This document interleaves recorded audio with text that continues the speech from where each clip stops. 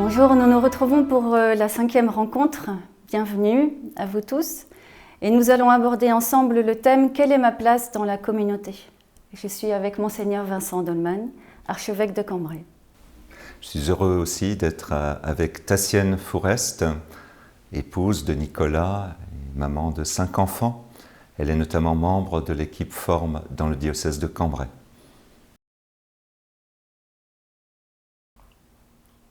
Au cours de nos rencontres, nous avons vu qu'en répondant à l'appel de Jésus pour marcher à sa suite, nous sommes intégrés dans la communauté de ses disciples. Aujourd'hui, nous allons voir comment trouver notre place dans cette communauté et dans l'Église. Laissez-moi vous raconter une petite anecdote. Il y a quelques années, alors que je m'étais levée pour aller communier, j'ai voulu regagner ma place et ma surprise a été grande en constatant que celle-ci avait été prise. Au début, j'ai cru que je m'étais trompée, mais en voyant mes affaires au pied d'une dame, j'ai compris que non. En m'excusant, je me penche vers cette personne et lui dis « Je crois que vous vous êtes trompée de place, mes affaires sont ici ». La dame, un peu pincée, me répond tranquillement « Non, non, c'est ma place habituelle pour la messe de 11h ». Il était 10h30, nous avions été à la messe de 9h30. Nous étions un peu en retard sur le timing et cette fidèle de 11h était carrément en avance. J'ai repris donc mes affaires et essayé de me trouver une autre place. Tant mieux si on se bouscule pour le Seigneur, mais cette expérience n'a pas été des plus agréables et a généré des petites tensions. Cet événement qui est anodin peut blesser et on peut avoir l'impression de ne pas être considéré et accueilli. Bien sûr, le but de notre topo n'est pas de savoir comment faire pour avoir une chaise réservée dans le bâtiment église. Mais il s'agit de bien comprendre ce qu'est la communauté chrétienne et d'y discerner notre place particulière, celle qui nous est réservée. C'est un thème important humainement et spirituellement. Et l'exemple que j'ai cité nous montre bien qu'une mauvaise compréhension de notre place peut avoir des conséquences négatives sur nous et sur les autres.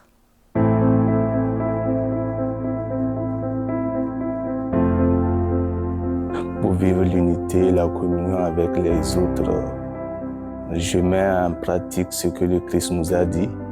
Aimez-vous les uns les autres et aime ton prochain comme toi-même. Donc, c'est ce qui fait que voilà, quand je suis dans une communauté, tous mes frères et sœurs sont des frères et sœurs en Christ. Dans un premier temps, on essaye de participer à la vie de la communauté. Et au niveau de notre famille, ça se passe de différentes façons. Déjà, Sophie et moi, on prépare à la confirmation dans notre paroisse, les jeunes. Nos enfants sont 3 sur 4 sont servants d'hôtel et le 4e, il joue d'un instrument à la chorale. Et donc, en plus, on essaye de participer aux différentes propositions que fait la paroisse. Et c'est vrai qu'avec ça, on essaye de s'intégrer au mieux avec nos qualités dans la paroisse. Et moi, je pars toujours du principe que personne n'a tort ou raison. Je me dis que chacun peut apporter ses dons et on a tous des belles idées à apporter. Donc, il faut être à l'écoute. Et j'essaie vraiment de ne pas encourager les discordes, au contraire, d'essayer de trouver le côté positif, le beau qu'on peut retrouver, et pour ne pas dénigrer ou blesser l'autre. Alors j'aurais déjà envie de dire qu'en fait c'est une richesse d'être tous différents et que c'est dans un enrichissement mutuel par nos différences qu'on est en communion. Même si effectivement c'est pas simple tous les jours de comprendre l'autre, mais ça reste une richesse, quoi. J'adore la différence dans l'Église parce que là je peux apprécier tous ceux ou celles qui m'entourent parce que chacune on a une place particulière dans le projet de Dieu. Et ensemble, on travaille pour Dieu et pour sa gloire et pour le salut du monde. L'Église est le sacrement, c'est-à-dire à la fois le signe et le moyen de l'union intime avec Dieu et de l'unité de tout le genre humain. C'est une affirmation importante du Concile Vatican II dans la constitution dogmatique sur l'Église. Cela nous dit, dans ce résumé très synthétique, que l'Église vient d'abord de Dieu. Quand on dit sacrement, c'est l'origine divine de l'Église qui est donnée.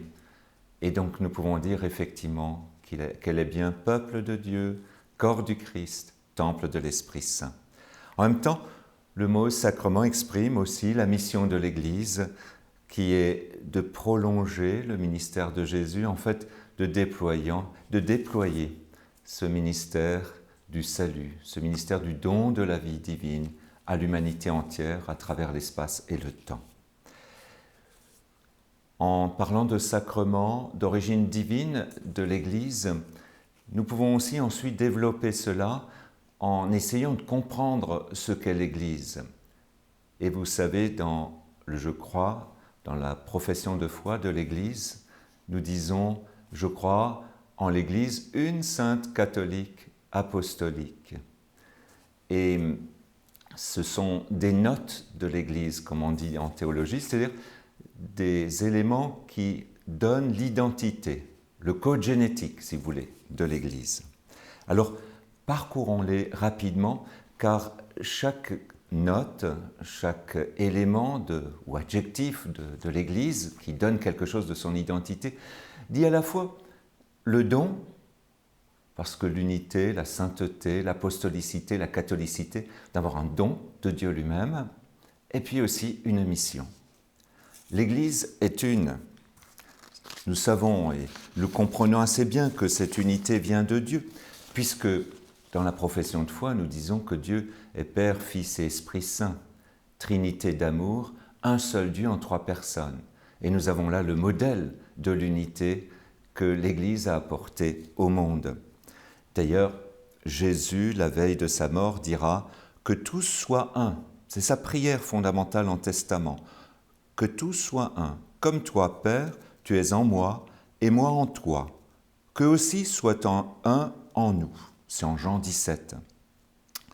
Et celui qui garantit cette unité qui nous vient de Dieu, c'est naturellement l'Esprit Saint que Jésus a porté au monde par sa mort et sa résurrection et que Dieu nous a envoyé à la Pentecôte pour que justement cette unité se réalise. Et ainsi Saint Paul pourra dire à propos de l'Église, nous avons été baptisés dans un seul esprit pour être un seul corps, à savoir le corps du Christ. C'est dans la première lettre aux Corinthiens, chapitre 12. On peut dire que l'unité de l'Église repose sur l'unité entre le Père, le Fils et l'Esprit Saint. C'est Dieu le Père qui rassemble l'Église en un peuple, les enfants dispersés, comme nous disons dans l'Eucharistie. C'est aussi le Christ qui sauve tous les hommes, et l'Église porte cette mission. Et c'est l'Esprit Saint qui réalise la communion. Et le nom d'ailleurs, un autre nom de l'Église, c'est communion. Si l'Église reçoit cette unité de Dieu, naturellement, elle est aussi appelée à le rendre visible. Ce n'est pas simplement une unité intérieure. Et il faut noter au moins 2 éléments structurants de cette unité. C'est la célébration des mêmes sacrements et une même profession de foi. L'unité donc de l'Église n'est naturellement pas uniformité, ni compromis, ni démocratie, mais communion, comme Dieu dans son mystère trinitaire. À côté de l'unité, nous parlons aussi de la sainteté. Je crois en l'Église qui est sainte. Au fond, ce mot sainteté, quand nous regardons dans les Écritures, c'est l'équivalent de Dieu. Dire dans l'Ancien Testament, par exemple, « saint », c'est désigner Dieu, Dieu lui-même. Et dans le Nouveau Testament, pas étonnant ensuite que Jésus porte ce nom de saint, le saint de Dieu. C'est d'ailleurs souvent les démons qui le manifestent par leur connaissance. Mais nous l'avons aussi dans la profession de foi de Pierre en Jean 6, « Tu es le saint de Dieu ». Et cela signifie que Jésus est le porteur de la vie de Dieu et surtout de l'Esprit Saint qu'il va nous transmettre et qui va donner à l'Église aussi de vivre comme le temple de Dieu comme le temple de l'Esprit Saint. Pour l'Église, cette sainteté a une dimension à la fois très objective, parce qu'elle vient de Dieu. Donc c'est une manière de dire que l'Église est de Dieu, que Dieu anime cette Église. Et d'ailleurs, saint Athanase dit que l'Esprit Saint, le Saint de Dieu, anime, c'est l'âme de l'Église. Donc il y a un élément très objectif qui fait que c'est l'identité même, et en même temps, il y a un élément, j'allais dire, plus dynamique, plus en programme, puisque l'Église, c'est le peuple de Dieu, un peuple dont les membres sont des pécheurs, appelés toujours à se convertir. Donc la sainteté est à la fois un élément très, très fort de ce qu'est l'Église, pour dire qu'elle est de Dieu, et en même temps, la sainteté nous dit encore que l'Église doit réaliser cela dans ses membres. Et cela passe par le désir de vivre de l'Esprit Saint, par le désir de vivre de l'Esprit des Béatitudes et de laisser cet Esprit guider et animer nos propres vies. L'Église est une, l'Église est sainte, l'Église est catholique. Le terme catholique a un double sens, et un sens à la fois, j'allais dire, spatial, à la fois, de quantitatif, c'est-à-dire on désigne et on traduit par ailleurs par l'universalité, on pense à l'Église répandue à travers la terre. Mais l'Église a aussi un sens qualitatif, vertical, qui nous dit que dans ce peuple de Dieu se vit tout ce que Dieu peut lui donner, se vit cette fidélité à la volonté de Dieu et cette fidélité au trésor que Dieu lui a donné. Et c'est pour cela que c'est difficile de traduire simplement catholique par universel. Le mot catholique dit plus. Le mot d'ailleurs du grec signifie kat, holos, selon le tout. Holos, le tout de la foi. Et donc nous comprenons bien que seul l'Esprit Saint garantit cette fidélité à Jésus et à Dieu, puisque l'Esprit Saint c'est celui de Jésus. L'Esprit Saint, c'est la communion aussi d'amour entre le Père et le Fils. Il y a donc quelque chose de très fort aussi dans ce mot catholique qui nous ramène à ce don que Dieu nous fait, avant de désigner cette Église comme répandue à travers le monde. D'ailleurs, dans notre tradition catholique, nous désignons l'Église catholique dans un lieu là où est l'évêque. Et c'est pour cela que saint Paul nous dit, quand il s'adresse à des églises qui sont dans différentes villes comme Corinthe, Thessalonique, il s'adresse à elles en disant « l'Église de Dieu à Corinthe, à Thessalonique ». Et donc nous devrions dire que l'Église catholique est à Cambrai, dans le diocèse de Cambrai. C'est la formule la plus juste. Pourquoi ? Parce qu'elle a tous les éléments pour vivre la fidélité à Dieu.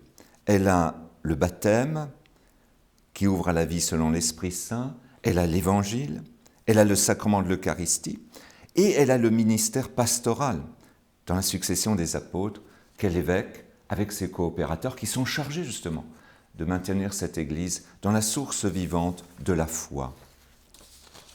L'Église est une, sainte, catholique, elle est aussi apostolique.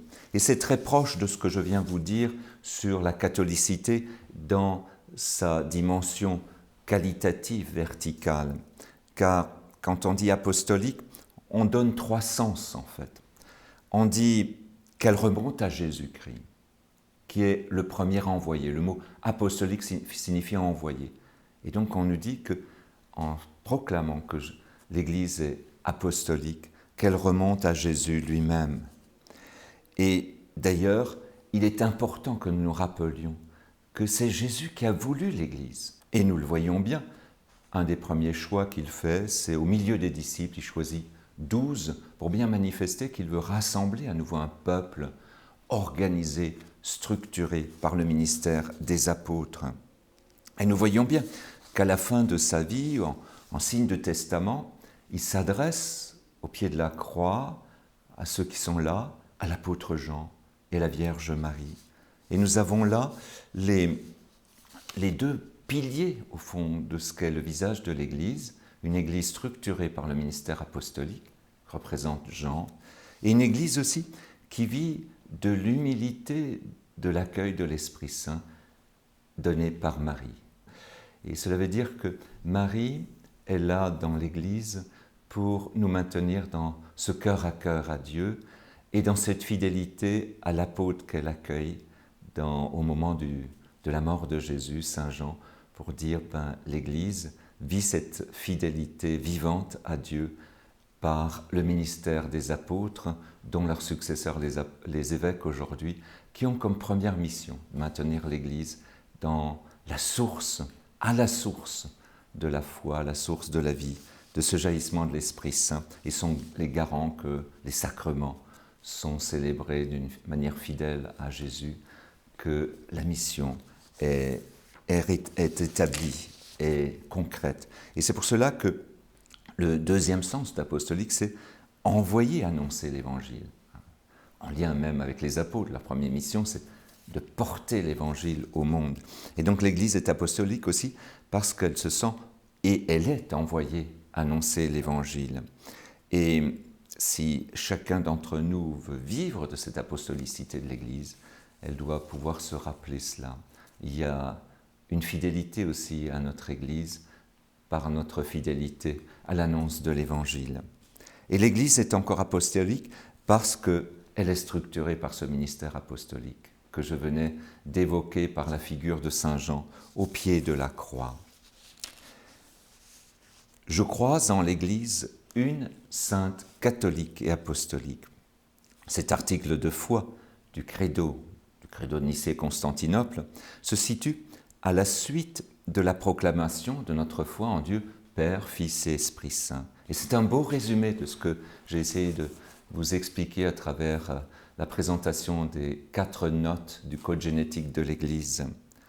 Si nous disons, je crois, en l'Église une sainte catholique apostolique, après avoir professé notre foi en Dieu, Père, Fils et Esprit Saint, cela veut dire que l'Église n'est pas seulement la première des œuvres de Dieu. Ça vient après notre profession de foi en Dieu, Père, Fils et Esprit Saint. Mais cela signifie aussi que c'est le lieu, l'Église est le lieu choisi par Dieu pour se révéler et attirer l'humanité dans son amour et sa gloire. Alors si nous comprenons cela, nous pouvons nous réjouir. Et comment ne pas aimer cette Église? Comment ne pas être fier d'en être membre?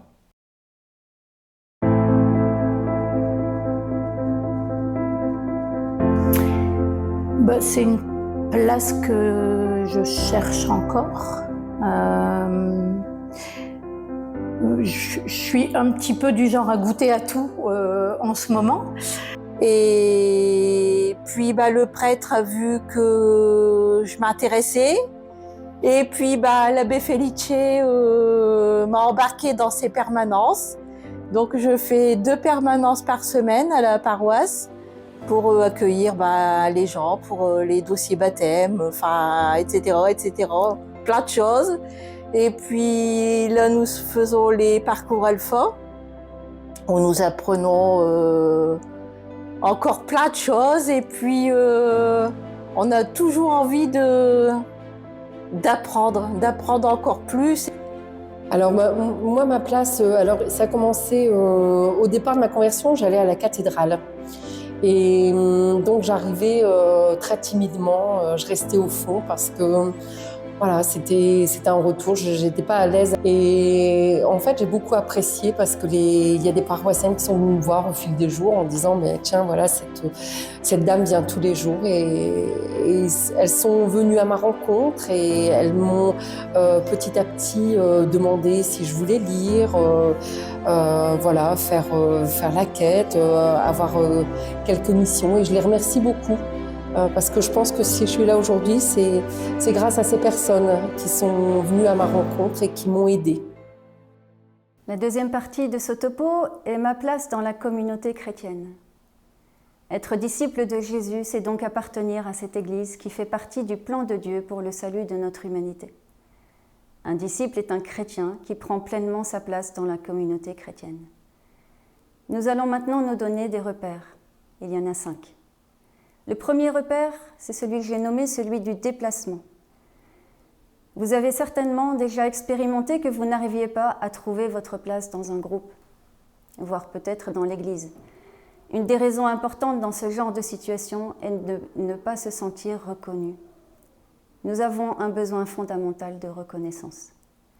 De telles expériences malheureuses peuvent nous blesser profondément. Et le tentateur profite souvent de ces blessures pour nous renfermer sur nous-mêmes, où nous avons l'impression que les autres ne peuvent rien nous apporter. Le premier repère est donc de quitter sa robe de tristesse, de se déplacer pour prendre sa place au sein d'une communauté de disciples missionnaires. C'est la solution pour vivre de manière équilibrée ce besoin de reconnaissance, d'entendre et de répondre au « viens, suis-moi ». La vie de disciples en communauté est vraiment ce que Dieu a prévu pour nous permettre de nous développer humainement et spirituellement. Le deuxième repère, c'est être soi-même. Pour trouver ma place unique, ma vocation spécifique, il est important de bien comprendre que cette place m'est réservée spécifiquement et qu'elle est à prendre, sinon elle reste vide. Voici 4 pièges parmi d'autres qu'il faut éviter à tout prix et qui peuvent nous empêcher de prendre cette place. Le premier est celui de la dévalorisation de soi. Croire que l'on n'a rien d'intéressant à apporter aux autres, que l'on ne sait rien faire. En quelque sorte, c'est faire son Calimero. Que l'on n'a pas de talent, même si mon charisme me semble petit. Il est nécessaire pour le bon fonctionnement de la communauté. Et il est vraiment dommage d'aller l'enterrer comme dans la parabole des talents. Et j'aime beaucoup cette phrase de Mère Teresa. Nous réalisons que ce que nous accomplissons n'est qu'une goutte dans l'océan. Mais si cette goutte n'existait pas, elle manquerait. Le deuxième piège serait celui de la comparaison, de regarder la place de l'autre en croyant qu'elle est meilleure que la nôtre. Cette place est déjà prise, et en faisant ça, on se dévalorise et il y a une insatisfaction. C'est un peu comme si on crache dans la soupe. Le troisième est celui du bouche-trou, et je vais laisser la parole au père James Ballon, qui dans son livre « Manuel de survie pour les paroisses » fait une analyse intéressante sur le fonctionnement de nos communautés. Pour répondre aux besoins d'une paroisse, selon lui, il existe souvent une approche insistante et chaleureuse, où on appelle quelqu'un à servir par nécessité davantage que pour sa personne. Il y a un trou à combler. Le problème avec cette idée que n'importe qui ferait l'affaire est que les paroissiens finissent dans les ministères qui ne conviennent ni à leurs atouts, ni à leurs passions, mais apportent leur contribution par sens du devoir, voire même par culpabilité. Le quatrième piège, ce serait la peur, qui est un obstacle à nous engager et qui nous verrouille. Cette peur de ne pas y arriver, de ne pas être à la hauteur, celle qui a motivé le serviteur à aller enfouir son talent. Alors déposons ensemble dans la prière ces obstacles qui pourraient nous empêcher de nous recevoir de Dieu, d'avancer vers nous-mêmes, vers les autres. Au lieu de ressembler à quelqu'un d'autre, remercions Dieu pour tout ce qui nous constitue. Demandons à l'Esprit Saint de nous assister en louant ensemble avec un verset du psaume 138. Je reconnais devant toi le prodige, l'être étonnant que je suis. Étonnantes sont tes œuvres, Seigneur. Toute mon âme le sait. Le troisième repère, c'est la complémentarité des places. Alors en ce moment, je me trouve dans un studio improvisé pour enregistrer les différents orateurs de ce parcours. Il y a François qui est derrière la caméra avec son œil qui vérifie le cadrage, l'éclairage, etc. Il y a Vincent qui est au clavier, qui a écrit avec d'autres les grandes lignes de ce parcours. Ensuite, il y a moi qui vous parle en ce moment. Et enfin, il y a vous tous qui écoutez. Chacun est à sa place, à sa bonne place. Et l'ensemble donne une harmonie, une réussite, un sens. Admettons que l'un de nous quitte sa place. Voyons, si je quitte le fauteuil sur lequel je suis assise, que se passe-t-il ?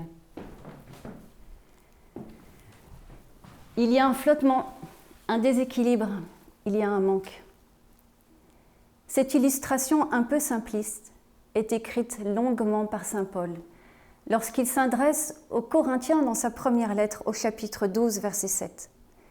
Dieu, par sa parole, nous dit « À chacun est donnée la manifestation de l'Esprit en vue du bien. Puisque chacun est équipé des dons de l'Esprit Saint, demandions-lui la grâce de les discerner et de les expérimenter. Dieu a prévu des dons particuliers pour vous, selon son projet. Comme l'écrit très bien saint Paul en prenant la comparaison du corps humain avec ses différents membres, « Si dans le corps il n'y avait que les yeux, comment pourrait-on entendre ? S'il n'y avait que les oreilles, comment pourrait-on sentir les odeurs ?» Cette complémentarité des charismes et des vocations entre les disciples du Christ nous oblige à reconnaître la place de chacun au sein du corps du Christ. L'œil ne peut pas dire à la main « j'ai pas besoin de toi ». La tête ne peut pas dire aux pieds « j'ai pas besoin de vous ». Chaque membre du corps du Christ est important et nécessaire. Comme dans cette pièce, dans ce parcours où nous avons tous une place importante et nécessaire.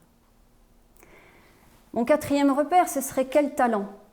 Et quel talent avec des points d'exclamation, un peu comme « waouh, quel talent !» et quel talent avec des points d'interrogation.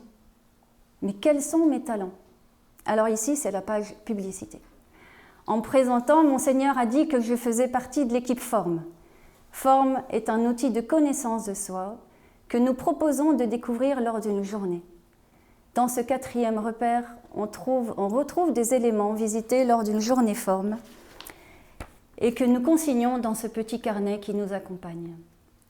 En attendant que vous viviez cette journée Forme, qu'est-ce qu'un talent ? Un talent, c'est une prédisposition naturelle, c'est inné. Trois caractéristiques à repérer pour nommer un talent. La facilité, le plaisir et le résultat.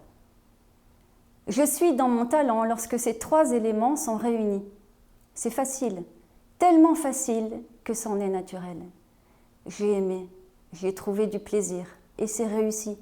Souvent, il y a une reconnaissance extérieure. Pour vous aider à discerner vos talents, je vous invite à faire mémoire, à réfléchir donc à des situations, sur des faits réels, qui font partie de votre histoire unique, à apprendre de vos expériences dans tous les domaines, familial, scolaire, professionnel, sportif, spirituel, en association, en église. Au travers de tout cela, qu'est-ce qui a fait battre mon cœur ? Qu'est-ce qui me passionne ? Qu'est-ce qui me motive dans la vie ? Mes rêves, mes désirs ? Qu'est-ce que j'ai aimé faire et que je fais bien ? À quel moment ai-je entendu de la part de mon entourage un compliment, un remerciement ? Pour quelles choses les autres viennent vous demander de l'aide ? Même les expériences douloureuses peuvent vous apprendre énormément sur vous. Certes, une mauvaise expérience peut créer une blessure, mais par la grâce de Jésus ressuscité, cette blessure peut être transfigurée et peut aider à trouver sa place. Je voudrais vous faire part ici d'un petit témoignage d'une amie infirmière qui était atteinte de la maladie des os de verre et qui a passé une grande partie de son enfance et de son adolescence hospitalisée. Dans la souffrance et dans la solitude, elle a été entourée et soignée, accompagnée.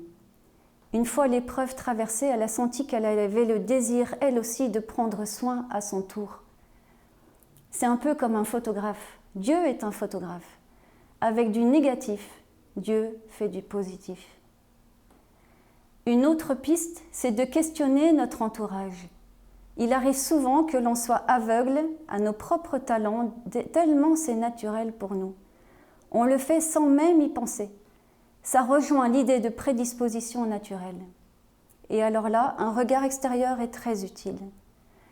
Pour nous aider à relire où nous en sommes et à nous poser les bonnes questions, on peut aussi faire appel à un accompagnement spirituel. Celui-ci peut être également la bonne personne pour nous aider à traverser une expérience encore trop douloureuse et à y voir la présence de Dieu à nos côtés. Bernard Pitot, qui est un grand spécialiste de l'accompagnement spirituel, nous dit « Cette personne qui s'est formée à l'écoute va permettre à l'accompagner de trouver peu à peu sa réalité devant Dieu, d'entendre ses appels, de s'accepter comme tel, pour jouer son rôle dans le monde et dans l'Église. Enfin, un autre moyen pour vous aider à discerner, n'hésitez pas à faire de nouvelles expériences, tout en sachant que vous avez le droit à l'essai et à l'erreur. Si vous n'êtes pas fait pour le chant choral, vous le saurez très vite. Vos voisins vous diront « écoute, essaye autre chose ». Il n'y aura rien de mieux que de faire des expériences variées pour apprendre, et pas seulement pour ses réussites, mais aussi à travers ses erreurs. Le 5e et dernier repère, c'est prendre sa place, faire fructifier ses talents. Une fois vos talents et vos dons discernés, il faut les travailler et les développer. C'est ce que nous disons aux personnes qui vivent une journée forme. Tout ce qui a été révélé, mis en lumière, ne doit pas rester en terre, enfoui comme dans la parabole des talents. Alors osez. Vous vous connaissez mieux? Alors vous êtes en route pour mieux servir.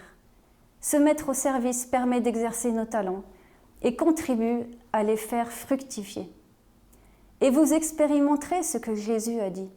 À celui qui a, on donnera et il sera dans l'abondance. C'est dans Matthieu, au chapitre 13, verset 12.